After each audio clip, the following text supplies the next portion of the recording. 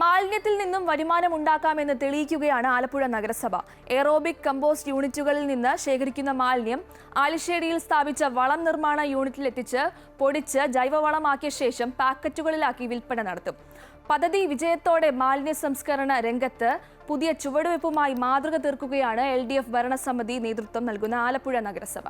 2013 നഗരത്തിൽ തുമ്പൂർ മുഴി മോഡൽ മാലിന്യ സംസ്കരണ സംവിധാനത്തിന്റെ തുടക്കം. തോമസ് ഐസക്കാണ് പദ്ധതിക്ക് ചുക്കാൻ പിടിച്ചത്. മാലിന്യം കവറിലാക്കി പൊതുസ്ഥലങ്ങളിൽ വലിച്ചെറിയുന്നതിന് പകരം ഉറവിടങ്ങളിൽ തന്നെ മാലിന്യ സംസ്കരണം ആരംഭിക്കുകയായിരുന്നു ലക്ഷ്യം. ഇതിനായി വീടുകളിൽ ബയോ ബിന്നുകളും വാർഡുകൾ തോറും എയറോബിക് ബിന്നുകളും സ്ഥാപിച്ചു. ഓരോ വാർഡിലും നിശ്ചിത സ്ഥലങ്ങളിൽ സ്ഥാപിച്ച എയറോബിക് ബിന്നുകളിലേക്ക് ജൈവമാലിന്യങ്ങൾ എത്തിക്കാനും ശാസ്ത്രീയമായി അവ സംസ്കരിക്കാനുമുള്ള സംവിധാനം സജ്ജമാക്കിയതുമാണ് പദ്ധതിയുടെ വിജയം. ഉദ്ഘാടനം ആലിശ്ശേരിയിൽ മുൻ മന്ത്രി തോമസ് ഐസക് നിർവഹിച്ചു.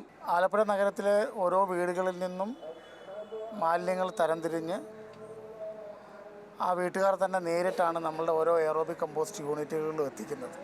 അങ്ങനെ എത്തിക്കുന്ന ജൈവ മാലിന്യം 90 മുതൽ 120 ദിവസം വരെ നമ്മളുടെ എയറോബിക് കമ്പോസ്റ്റ് യൂണിറ്റുകളിൽ ഇട്ട് അത് ഒരു ഏകദേശം പകുതി മെച്ചുറായ ഒരു ജൈവ അവശിഷ്ടമായി മാറും.